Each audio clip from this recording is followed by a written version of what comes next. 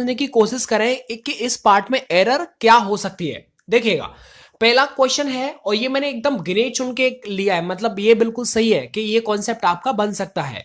देखिए लिखा है कि when my sister was ill, जब मेरी बहन बीमार थी, I went to the hospital, मैं हॉस्पिटल गया था, ऑन ऑल्टरनेटिव डेज। अब ये सोचिए इस वाले ऑप्शन में क्या गलती हो सकती है। सोचो जल्दी से, वीडियो को रोक लो और रोकने के बाद खुद खुद सोचो और ये रियलाइज करो कि ये पेपर आप खुद दे रहे हैं, आपका ऑनलाइन टेस्ट चल रहा है, ये आप कंसिडर करिएगा। देखिए मैं आपको बता दूं इसमें क्या गलती हो सकता है, अगर आपको थोड़ा भी अगर नहीं दिमाग में बैठ रहा है तो देखिए ये ऑल्टरनेटिव जो है वो सही नहीं है। देखो ऑल्टरनेटिव नहीं होना चाहिए, यहां पर ऑल्टरनेट होना चाहिए। देखो ऑल्टरनेट डेज का मतलब होता है एक दिन के बाद दूसरा दिन, मतलब जब मेरी बहन बीमार थी मैं हॉस्पिटल जाया करता था, मतलब एक दिन के बाद दूसरे दिन तीसरे दिन ऐसे करके। समझ में बात आ रही है? तो ऑल्टरनेट डे होता है, लेकिन ऑल्टरनेटिव डेज कहें तो ये गलत है। तो आपको समझ लेना है कि यहां पर क्या आ जाएगा, ऑल्टरनेट डेज आएगा। ठीक है, एक के बाद दूसरा। चलिए अब देखो यहां पर आपको समझ में आ गया होगा, तो सी वाले पार्ट में क्या हो जाएगा, एरर हो जाएगा। आगे देखो 26वां, the beautiful surrounding of the place enchanted me. तो सोचो इसमें क्या गलती हो सकती है, थोड़ा आप भी ध्यान से समझने की कोशिश करें कि ये कॉन्सेप्ट आपसे पूछा गया है और इसमें आपको एरर बताना है। बहुत बोलते हैं कि सर जी बहुत सरल सरल सिखाते हैं आप, थोड़ा हाई लेवल बता दीजिए, आपके एग्जाम के लिए बेस्ट है। देखिएगा मैं आपको बता दूं यहां पर जो ये लिखा हुआ है सराउंडिंग, ये थोड़ा यहां पर सही नहीं है। आपको खुद समझ में आ रहा होगा कि यहां पर क्या गलती दे रखी है। देखिए यहां पर ये सराउंडिंग नहीं होना चाहिए, क्या होना चाहिए, सराउंडिंग्स होना चाहिए, मतलब इसमें एस और आना चाहिए। सर एस लगाने से क्या हो जाता है, देखो सराउंडिंग का मतलब क्या होता है आपने पढ़ा होगा, चारों तरफ होता है सराउंडिंग का मतलब, लेकिन सराउंडिंग्स का मतलब एस लगाने से क्या हो जाता है, मतलब वहां का वातावरण। तो यहां पर वातावरण की बात हो रही है, यानी the beautiful surroundings of the place, यानी जो ये प्लेस है ना इसका जो वातावरण है वो एनचांटेड मी, वो मुझे एकदम हैप्पी कर देता है कुछ करने के लिए, एनचांट करने के लिए। समझ में बात आ रही है नहीं आ रही है?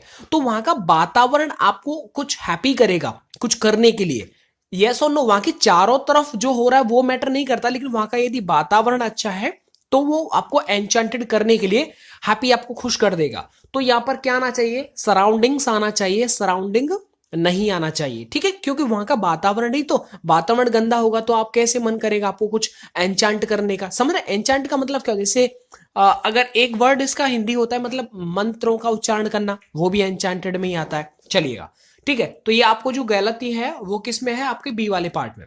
आगे आपसे मैंने पूछा है 33 वाले में। देखिएगा ये जो 33 और 34 है इसमें आपको सिनोनियम बताना है, यानी कि सेम मीनिंग वाला बताना है आपको। तो अब मैंने आपसे पूछ लिया, ये आपके पेपर में आ चुके हैं जितने भी कॉन्सेप्ट आपको बता रहा हूं। देखो ये पूछा गया है मेटिकुलस का मतलब क्या होता है, आपने बहुत वोकैब को पढ़ा होगा, सीखा होगा। अब सुनिए, तो अब आपको यहां पर देखिए आपका जो वोकैब का सेशन आपने याद किया पढ़ा है ना, अब उसका टेस्ट होने वाला है। तो बताओ चलो मेटिकुलस का यहां पर मेन मीनिंग क्या हो जाएगा। देखिए मैं आपको बता दूं इंटरफेयर का मतलब क्या होता है। देखो इंटरफेयर करना किसी के बीच में, मतलब अड़ंगा डाल देना, ठीक है, वो इंटरफेयर होता है। आगे देखो करेज, करेज का मतलब साहस, जिसके अंदर मतलब गट फीलिंग्स इसकी बहुत स्ट्रांग होती है। आगे एग्रीमेंट, एग्रीमेंट का मतलब समझौता होता है, कोई भी एग्रीमेंट जो होता है। आगे देखो केयरफुल, तो आपको याद रखना है मेटिकुलस का मतलब होता है केयरफुल, मतलब एकदम सावधानी पूर्वक, उसे बोलते हैं मेटिकुलस। कोई भी काम यदि आप कर रहे हैं फैक्ट्री में, यदि आप कहीं पर भी कर रहे हैं तो बहुत मेटिकुलसली किया जाता है वो, ताकि कोई मिस्टेक ना हो जाए, मतलब केयरफुल होकर के। ठीक है, आपका वोकैब यहां पर स्ट्रांग हो जाएगा।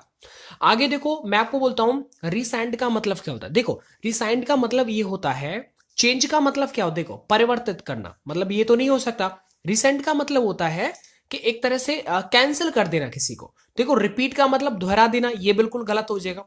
रिकंसिडर का मतलब होता है किसी चीज के ऊपर दोबारा से विचार करना, रिकंसिडर करना, यदि आपने कोई फैसला ले लिया तो उसके ऊपर दोबारा से आप रिकंसिडर करेंगे, तो इसका मतलब क्या हो जाएगा, रिवोक हो जाएगा। देखो रिवोक का मतलब होता है कैंसिल कर देना किसी चीज को, तो वही यहां पर रिसाइंड हो जाएगा। समझ में बात आ रहा है नहीं आ रहा, इनको आप अच्छी तरह से समझने की कोशिश करें। मैं आपको 5 प्रैक्टिस सेट ऐसे दूंगा जो एकदम मास्टर वीडियोस होगा, आपके पेपर में वहां से कुछ ना कुछ जरूर आएगा, ये मैं प्रॉमिस करता हूं आपसे। अब यहां पर हमसे नेक्स्ट पूछा है आपसे, ये देखिएगा नेक्स्ट मैं आपसे पूछ लेता हूं, ये सेम है क्या, हाँ बिल्कुल।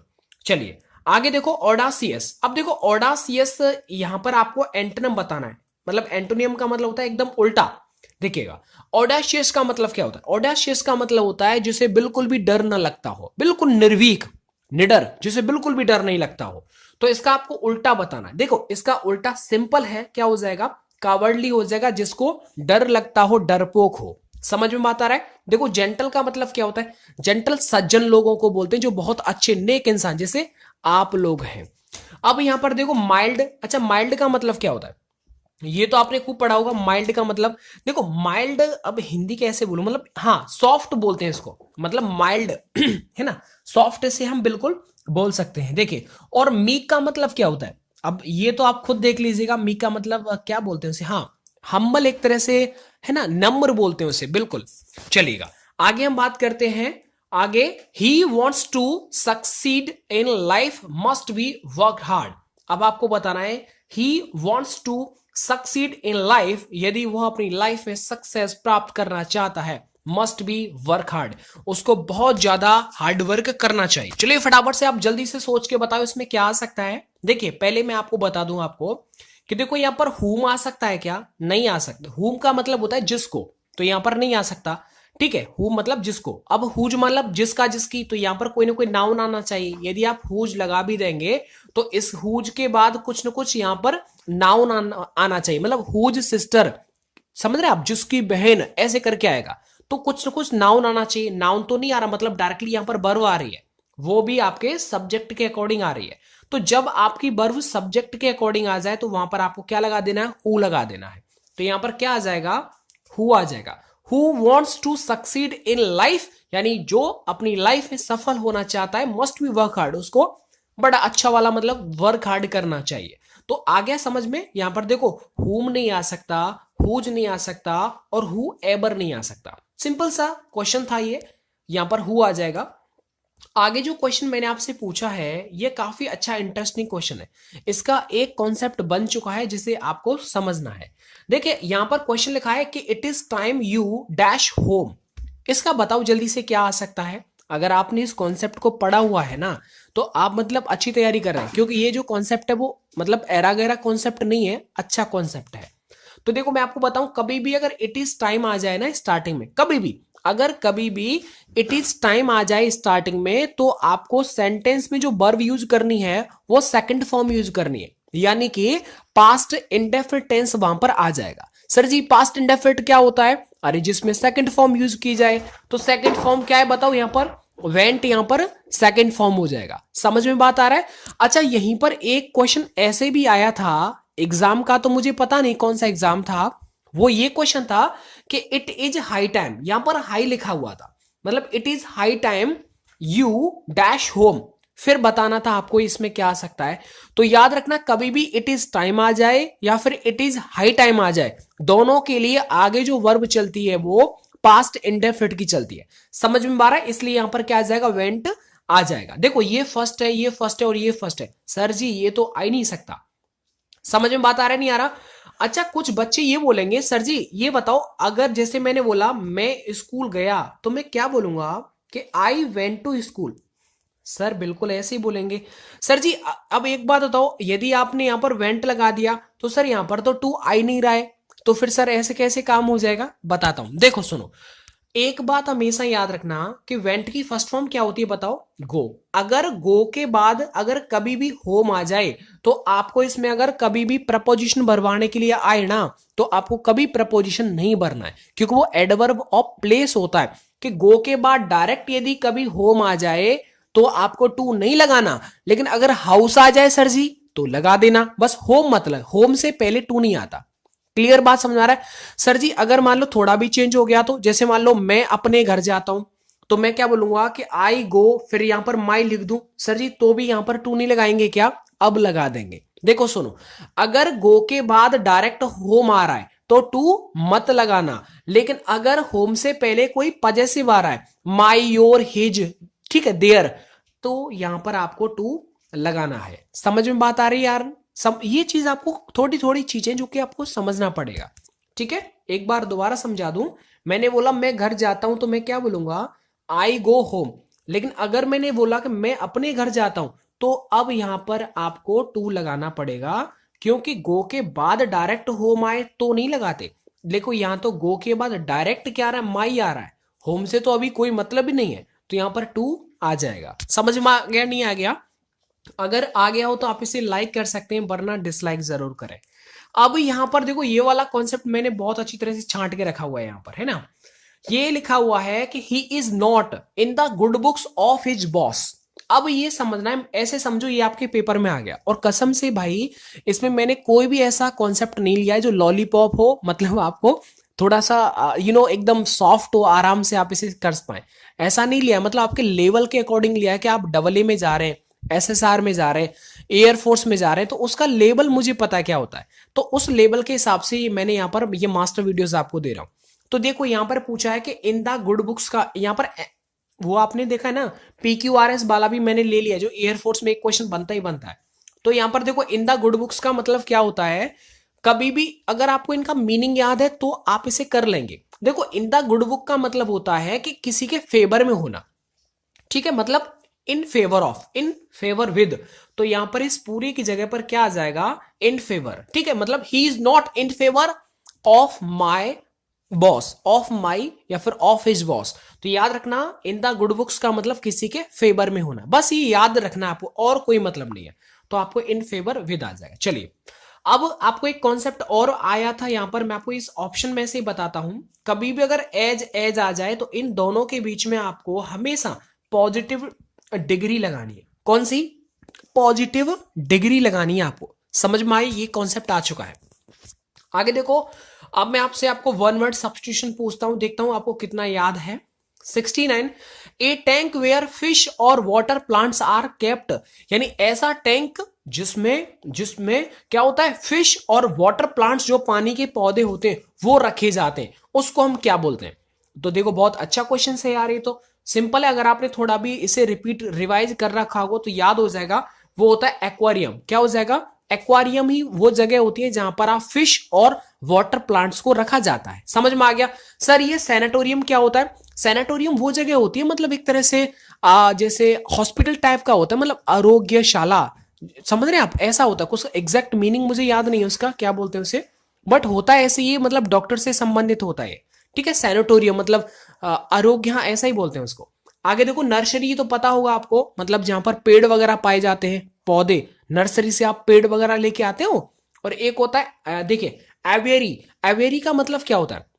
देखो एवेरी बहुत सिंपल है, इसका मतलब है जहां पर क्या होता है ना, पक्षी वगैरह रहते हैं, तो वो जाए एवेरी, ठीक है, ये याद कर लेना।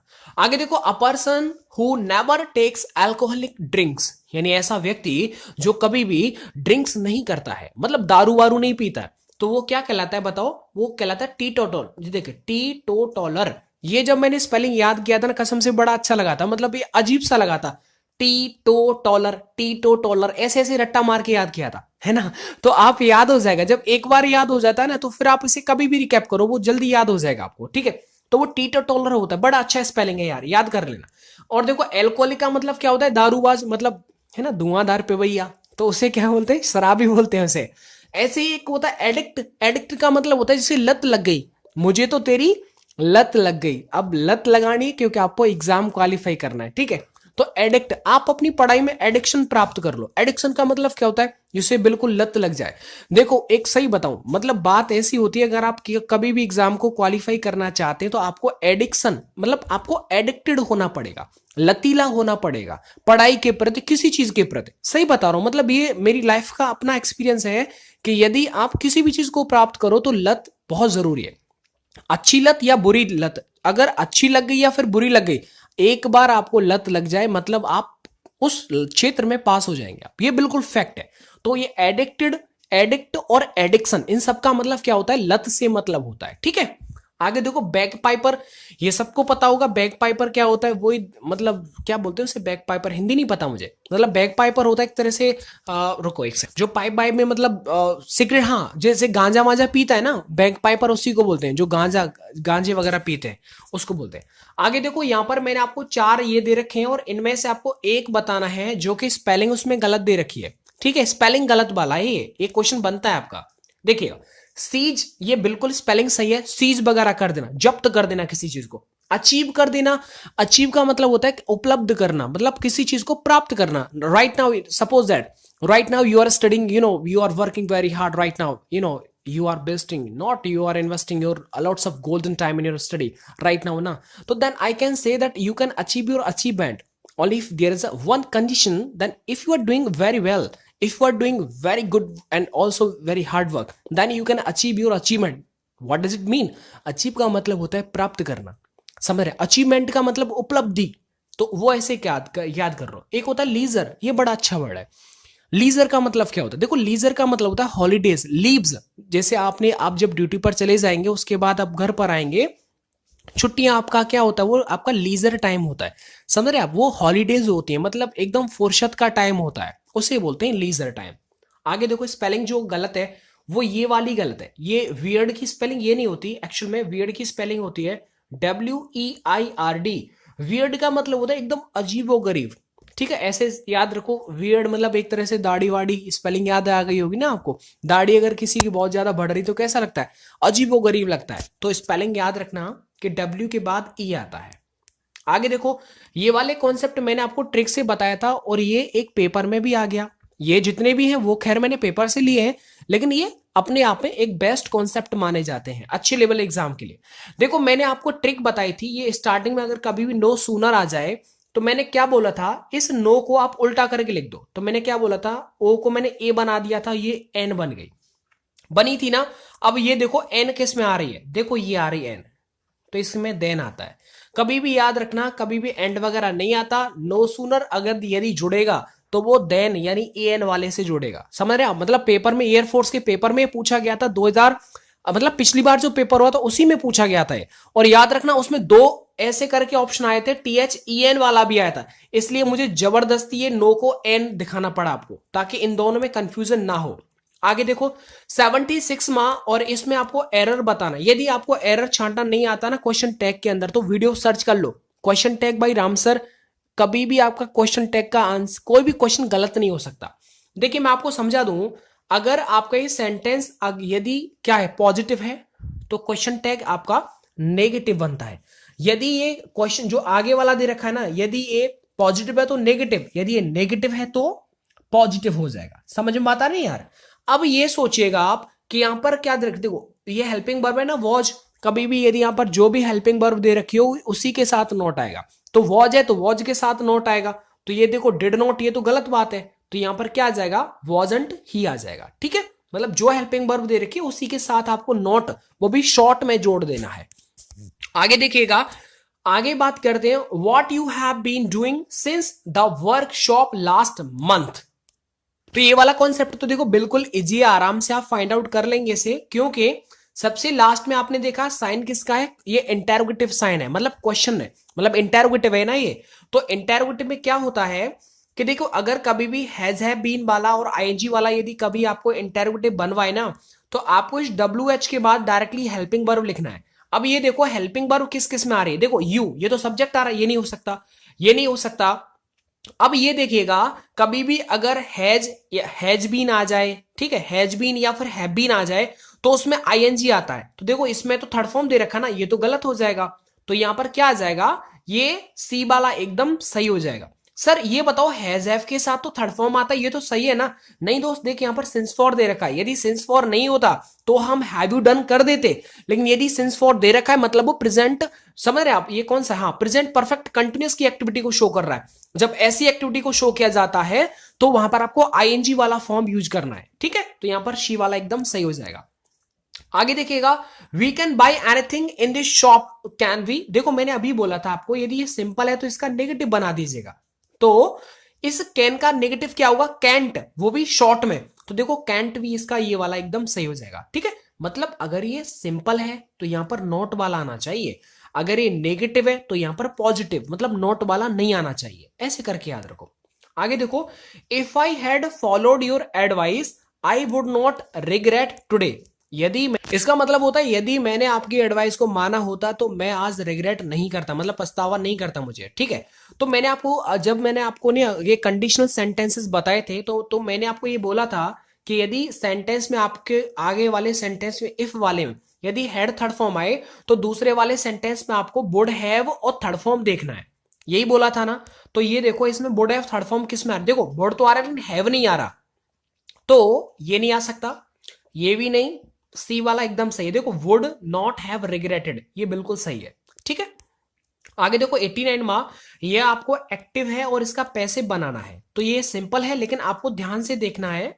इसमें समझने वाली बात सिर्फ इतनी, यदि आपको फ्रेजल वर्ब का एक्टिव आए और उसका पैसे बनाना हो तो देखो इस वर्ब के बाद जो ये एडवर्ब दे रखी है वो पैसिव में भी इस वर्ब के बाद ही आपकी एड जो वो है ना आपका जो प्रपोजिशन है वो आना चाहिए। मतलब एक्टिव में यदि आपके वर्ब के बाद यदि फ्रेजल मतलब कोई प्रपोजिशन आ रहा है तो पैसिव में भी वो जो प्रीपोजिशन है वो वर्ब के बाद ही आना चाहिए। अब ये बताओ, सुनना मेरी बात ध्यान से, इसको करेंगे कैसे? देखो they threw away the rubbish, rubbish का मतलब कूड़ा करकट होता है। अब इसे आप आगे लाइए, ये देखो पास्ट इंडेफिनिट है और ये जाएगा पास्ट कंटिन्यूअस में जाएगा। तो देखो पास्ट कंटिन्यूअस में क्या आता है, वॉज थर्ड फॉर्म आता है। तो देखो वॉज थर्ड फॉर्म किस में, सी वाले में। देखो मैंने एक ही बार में निकाल दिया।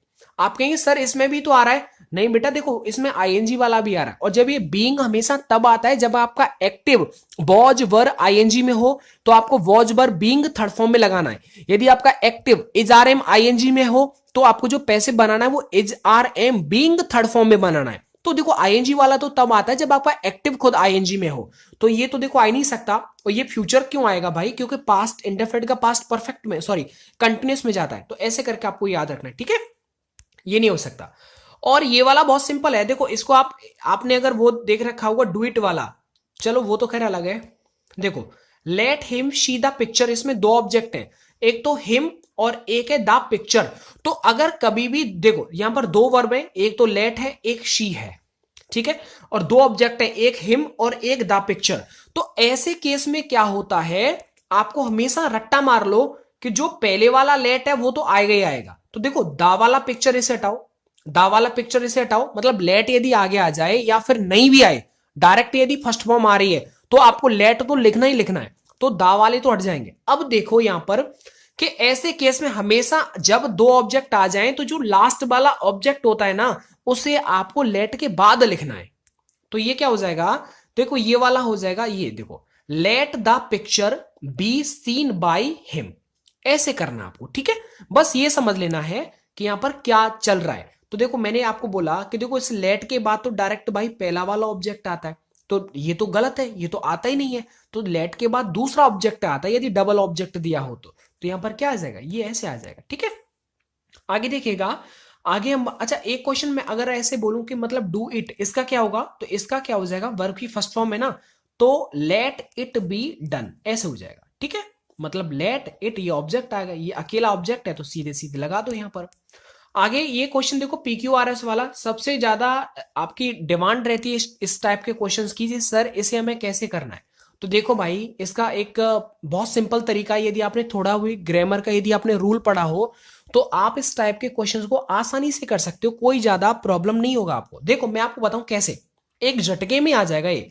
देखो यहां पर आपने कभी भी ये सीखा होगा, मैंने बोला as good as you are, ऐसे आपने सीखा होगा। मतलब भाई अगर कभी भी यहां पर देखो मैंने बोला था इन दोनों के बीच में क्या आता है कि पॉजिटिव डिग्री आती है, अगर वो वाला कॉन्सेप्ट अलग है, ठीक है। एज गुड एज मतलब एक चीज समझी कि यदि ये एज आ रहा है, ऐसा भी कोई रूल होता है कि इसके आगे पॉजिटिव डिग्री और उसके आगे फिर से एज आ जाएगा, दो एज एक साथ आ सकती हैं। तो ये देखो यहां पर ये देखो एज पॉसिबल दे रखा, मतलब पहला वाला तो ये आएगा और लास्ट में ये वाला सेंटेंस आएगा। इन चार ऑप्शंस को आपको सेट करना है, तो सेट मैंने तो कर लिया। देखो मैंने कैसे किया, ये देखो एज क्विकली एज पॉसिबल, इतना जल्दी हो सके उतना जल्दी।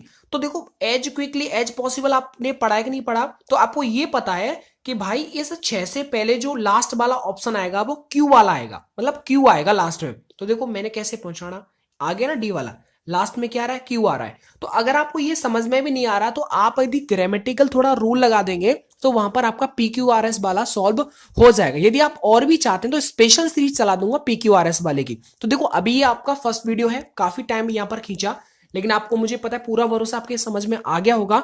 यदि आप चाहते हैं कि राम सर इसी तरह के हमें 5-6 वीडियोज आप प्रोवाइड कर दीजिए आपके एग्जाम से पहले, तो सच बताऊं ना बिल्कुल भी वक्त नहीं है। तो अभी इसे नाइट में शूट कर रहा हूं इस वीडियो को। तो ओवरऑल आपको बस मेहनत करना है, मैं आपके साथ मेहनत करा दूंगा। बस आपकी 4 वीडियोस और आएंगी जिनमें कि आपको पूरा पेपर आपको मिल जाएगा, ऑलमोस्ट आपको कॉन्सेप्ट वहां के मिल जाएंगे। चलिए दोस्तों, इस वीडियो को जरूर लाइक करना क्योंकि बहुत बड़ी मेहनत करके मैंने इतना सब कुछ किया है। और इसके साथ ही साथ इस वीडियो को जरूर शेयर करना, वीडियो को लाइक, चैनल को सब्सक्राइब। अगली वीडियो बहुत जल्दी आपको प्राप्त हो जाएगी। मिलता हूं मैं आपको नेक्स्ट वीडियो के साथ। वीडियो देखने के लिए आप सभी का बहुत बहुत धन्यवाद।